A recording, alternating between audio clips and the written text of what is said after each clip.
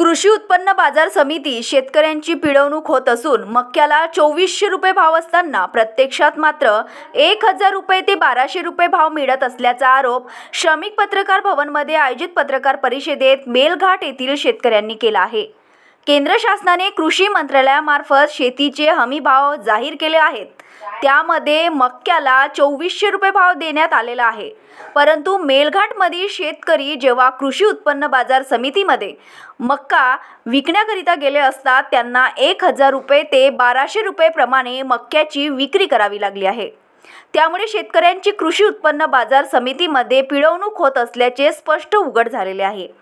मक्का पिकवण्याकरिता शेतकऱ्यांना लावलेला खर्च सुद्धा निघाला नसल्याचे शेतकऱ्यांनी पत्रकार परिषदेत सांगितले आहे। 2 एकर शेतीमध्ये मक्का लागवडीकरिता 30,000 रुपये खर्च आला आणि उत्पन्न मात्र 28,000 रुपयांचे झाले, अशा व्यथा शेतकऱ्यांनी पत्रकार परिषदेत मांडल्या।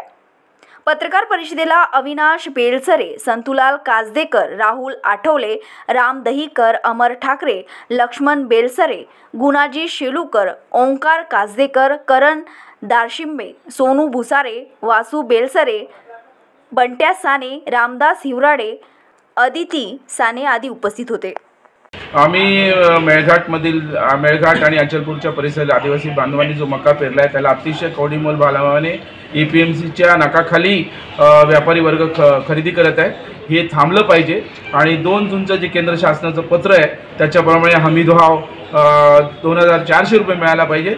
याच्यासाठी आम्ही प्रयत्नरत आहोत। विभागीय आयुक्तांना हे सांगणार आहोत आणि आदिवासी विकास विभाग याचं पालक आहे, तर त्यांनी मका खरेदी केंद्र सुरू करावे ठिकठिकाणी आणि त्यांना न्याय मिळवून द्यावा, हेच आम्ही त्यांना सांगा। त्यांना व्हॉट्सअपच्या माध्यमातून आणि आपल्या वर्तमानपत्राच्या माध्यमातून त्यांना पूर्णपणे माहिती जात आहे, ते माहिती घेत आहेत।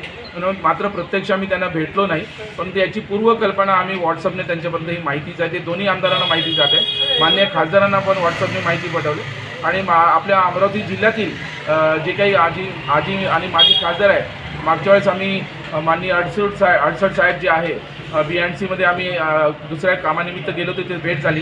तिथे पण त्यांना पण व्हॉट्सअपने हे पाठवलेलं आहे। कडक आंदोलन करण्याचा विचार करतोय, सत्याग्रह करण्याचा विचार करतोय आणि विनंती करण्याचा विचार करू की त्यांनी हमीभाव द्यायला पाहिजे। आदिवासी जे शेतकरी आहेत त्यांना हमीभाव मिळाला पाहिजे अशी आमची मागणी आहे। याच्या आधी मागच्या आठवड्यात सुद्धा एक सत्याग्रह आंदोलन म्हणून आम्ही दिवसभर APMCला सर्व लोक शेतकरी सुद्धा बसलेले आहेत। काल पदयात्रा सुद्धा परतवाडा इथे आम्ही काढलेली आहे आणि APMCला आम्ही विनंती करतोय की जे शासनाने भाव दिला आहे ते लोकांना भेटलं पाहिजे, कारण ते लोकांसाठी आहे, लोकांच्या हितासाठी आहे, तर लोकांना तो भाव त्यांचा मिळायला पाहिजे ही आमची सरकारला मागणी आहे। आणि जे काही भ्रष्टाचार APMCमध्ये चाललेला आहे, जे लक्षात येत नाही किंवा लक्षात येत असून सुद्धा लक्ष देण्यात येत नाही आहे, त्याच्याकडे थोडं लक्ष द्यायला हवं अशी आमची मागणी आहे। आणि शेतकऱ्यांना न्याय मिळायला हवं, कारण शेतकरी आहे, काय चोर नाही आहे की चोरी करतोय म्हणून जास्तीचे पैसे मागतोय किंवा कमी पैशात हे करेल। शेतकरी आहे तर थोडंसं त्यांचा मान ठेवून त्यांना। अर्चना रक्षे, विदर्भ न्यूज, अमरावती।